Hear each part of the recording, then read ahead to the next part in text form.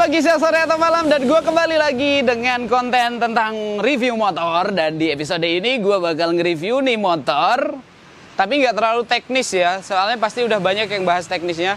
Di episode ini gue bakal sedikit ngasih info tentang motor ini, tapi lebih banyak gue test ride di alam liar. Tepatnya gue bakal ke Taman Nasional Gunung Halimun dari Jakarta naik di motor PP. So, tonton terus, jangan skip-skip.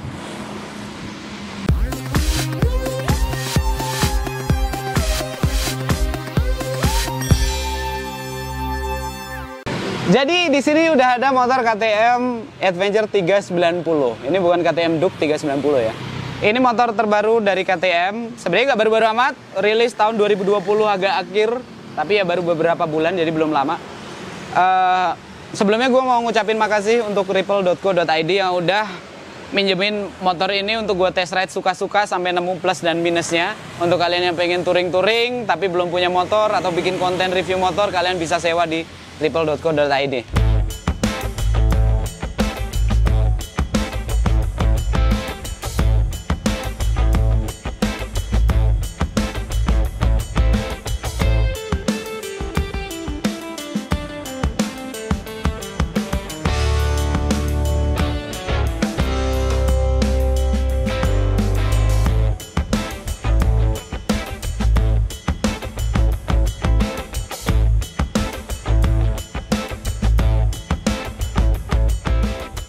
Ini adalah KTM Adventure 390. Beda dengan KTM Duke 390, di mana itu adalah motor jalanan.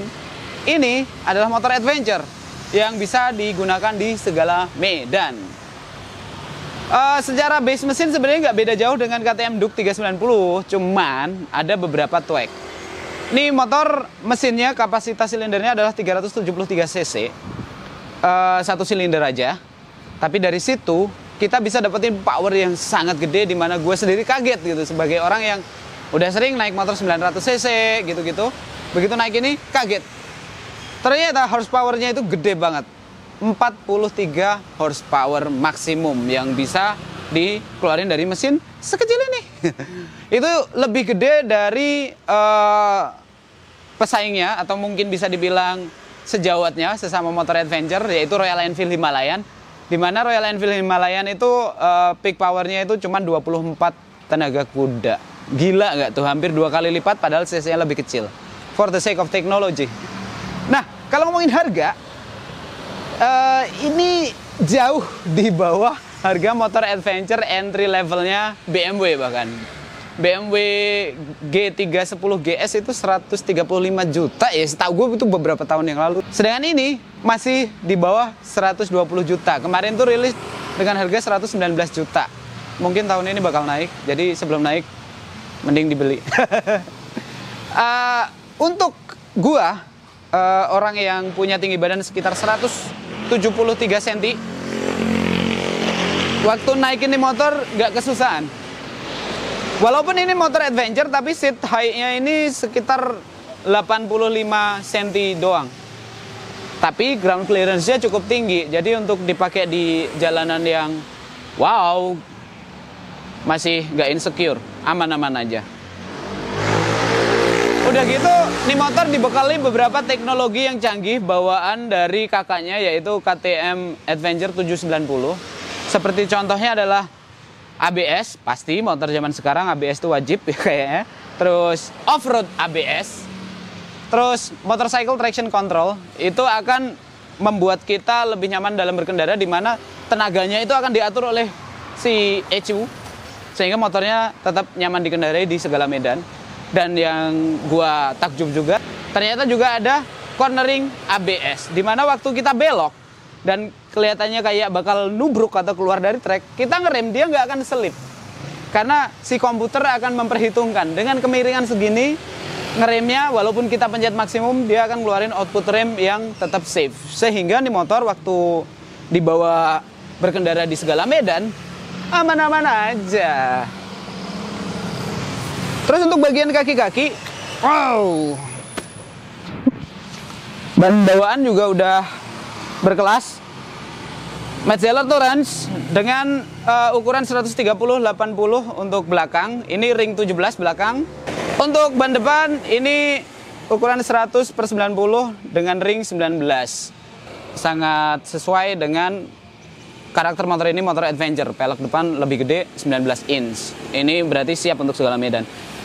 Untuk tangki bensin ini kapasitasnya 14 liter, dimana menurut pengalaman gua 1 liternya masih bisa mencapai sekitar hampir 20 km. Jadi untuk touring jauh juga masih enak. Seatnya sendiri juga sangat empuk, enak untuk dibawa jalan-jalan. Motor ini tampaknya memang diperuntukkan untuk penyuka touring karena di sini udah disiapin beberapa fitur yang akan mempermudah waktu lo touring. Selain tadi soal teknologi mesin dan fitur-fitur computerized ECU, di sini ada hardware yang mendukung lo touring. Salah satunya adalah di sini ada slot 12 volt power. Ini bisa lo kasih USB adapter kayak yang di mobil-mobil, jadi lo bisa ngecas gadget lo di sini. Terus speedonya juga bukan sekedar speedo nunjukin speed atau kecepatan, tapi komplit semua tentang kondisi mesin juga di report di sini. Selain itu juga nih speedo bisa connect ke smartphone lo, jadi apapun yang terjadi di smartphone lo akan nongol di sini juga, sehingga waktu lo lagi jalan nggak sibuk ngecekin handphone. Dan speedo ini kontrolnya simple banget, semua tombolnya ada di sini dan ini intuitif, gue nggak perlu baca manual book, langsung bisa ngerti gunanya apa aja. Ini di button-button yang ada di handle ini ada lampunya dari dalam, jadi kalau malam ini memudahkan banget dalam nyari tombol. Ini mungkin fitur simple tapi sangat berguna. Nih, cakep. Kayaknya nggak usah ngomongin banyak tentang spek karena pasti udah banyak yang ngomongin itu. Mending sekarang kita langsung ke test ride di track yang memang diperuntukkan untuk dia. So, mari kita ke sana langsung.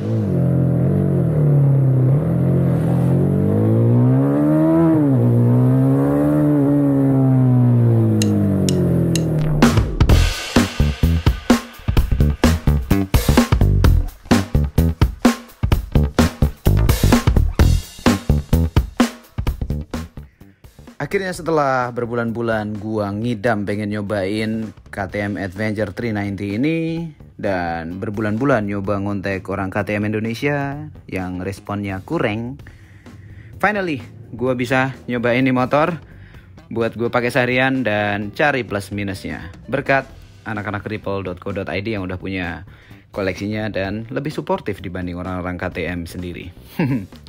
Nah, kemarin gue sama anak-anak emang pengen cross country gitu seharian dari Jakarta ke Taman Nasional Gunung Halimun PP sehari. Dan kami berangkat pagi sampai sana siang. Kami sempat berhenti di kebun teh untuk mengamati bodi dan desain dari KTM 390 ini. Dimana menurut gue secara desain ini motor cakep sih, tuh kalau begini cakep, tapi kalau begini kurang. Gua kurang suka sama lampunya nih, headlampnya ini kayak mukanya belalang sembah. Padahal ini kalau di KTM 790 tuh pas gitu, cakep, proporsional. Tapi kalau di sini kelihatan lebih gede. Ini kalau gua punya nih motor, hal pertama yang gua custom adalah headlamp kayaknya. Oke, kita lanjut jalan dulu. Start the engine. Iya, itu suara CRF. Ini masih halus knalpot standar. Oh, beratnya. Enggak deh. Ini motor ya, termasuk menurut gua motor entry level dengan harga yang masuk akal. Kayak Duke ya, Duke 390. Tapi untuk adventure ini beda. Enggak seagresif Duke gitu, tapi powerful juga. Torsinya tuh gila, kerasa di jalur aspal. Gue coba dari 0 ke cepek itu kayaknya aduh di bawah 10 detik, jauh di bawah 10 detik. Cuman limiternya ya lumayan ya. Di gigi 2 ini limiternya di 85 km per jam. Untuk nyampe cepek kita harus pakai gigi 3, but that's fine. Tenaganya tuh kerasa banget, nyenengin. Nah, terus kalau ngomongin suspensinya Adventure 390 ini juga bukan kaleng-kaleng. Nih, ini udah jalannya udah lumayan off-road ya, batu ditata doang gitu, tapi cakep, enak gitu, nggak ganggu. Gua bahkan masih bisa nyetang dengan satu tangan gitu, no problemo. Terus untuk remnya dengan ABS road, tadi gua udah beberapa kali nyoba di jalan raya, enak. Gua nggak takut ngegelincir karena emang canggih nih. Nah, untuk itu fitur ABS off-road itu berguna banget di trek-trek kayak gini. BTW, kalau untuk seneng-seneng gini kayaknya gue lebih milih Duk 390 dibanding 790. Lebih ideal aja sama postur orang Indonesia. Woohoo!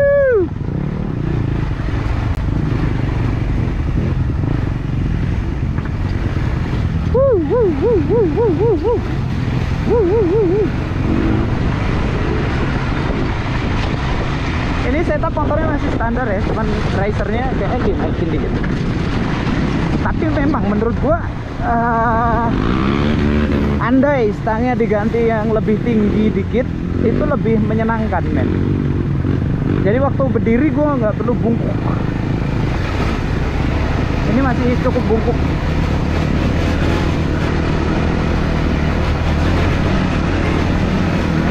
This is good. Handlingnya solid banget, solid. Kagak ada tuh kebanting atau keganggu atau tangan geter, tremor gara-gara shocknya terlalu keras atau gimana, enggak. Dan ini shock breakernya juga adjustable. Jadi kalau kayak lo lagi pengen jalan di road gitu, bisa lo kerasin biar bounce-nya nggak tinggi-tinggi amat. Untuk cornering masih enak. Tapi kalau lu off-road lu bisa ampukin. Switch-nya ada di atas shock breakernya ini, nggak perlu kunci khusus. Mari bang.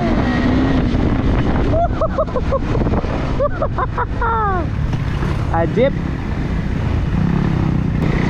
Menurut gue ini motor tuh manut ya. Manut itu apa ya bahasa Indonesia ya? Nurut. Lu mau bawa kemana gitu, handlingnya gampang. Lihat lobang, lihat gundukan, kagak takut, semuanya enak.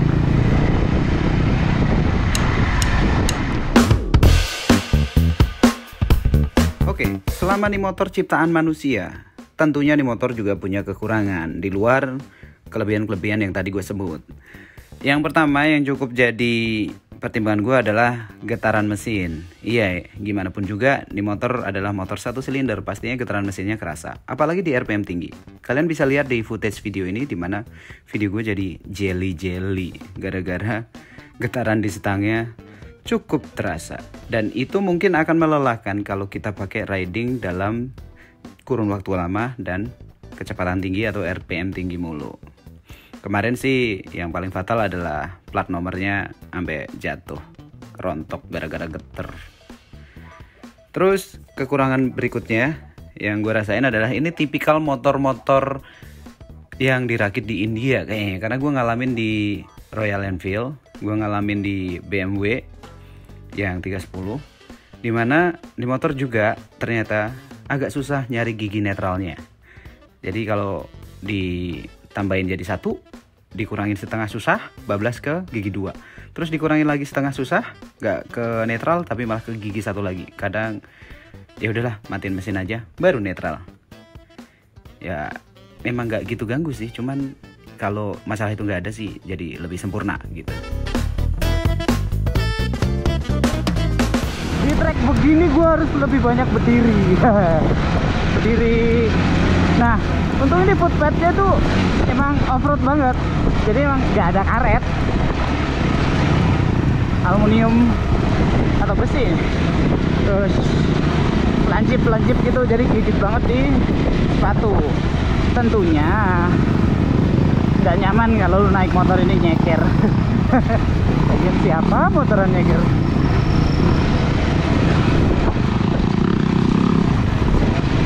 Tuh, motor itu tuh bisa keep up sama motor-motor trail dengan di habitat mereka.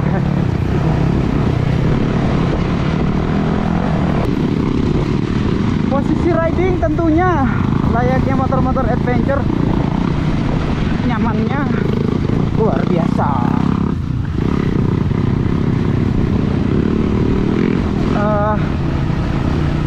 Nggak bungkuk, ideal. Terus duduknya masih bisa maju mundur menyesuaikan kondisi trek. Jadi posisi tubuh kita bisa kita adjust agar sesuai dengan trek yang kita lewatin. Tuh, biasanya kalau gua pakai motor custom itu loh, jalan kayak gini pasti ngomongnya udah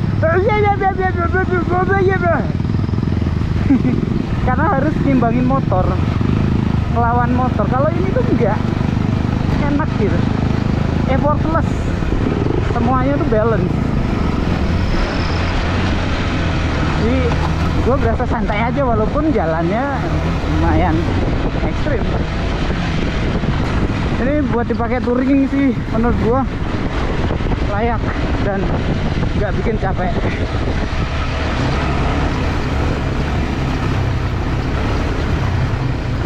Dan siap dibawa ke segala medan lagi.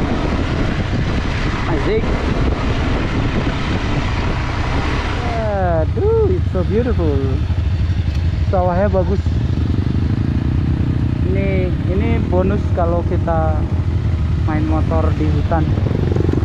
Begitu keluar nemuin pemandangan yang nggak biasa. Beda sama motoran di kota. Keren banget. Keren. Nah itu tadi test ride gua bareng nih motor KTM Adventure 390. Luar biasa banget. Waktu dicoba di aspal tarikannya gila, bikin nyawa berasa ketinggalan. Waktu di jalanan off-road juga gila, membantu gua untuk tetap balance, tidak selip, tidak jatuh. Untuk itu ini aja akhir dari episode kali ini. Semoga kalian yang lagi nyari motor buat dipakai touring-touring punya referensi lain dan bisa mempertimbangkan untuk dapetin ini motor atau seenggaknya test ride dulu. So, thanks for watching. Sampai jumpa dengan episode berikutnya dengan konten-konten racun lainnya.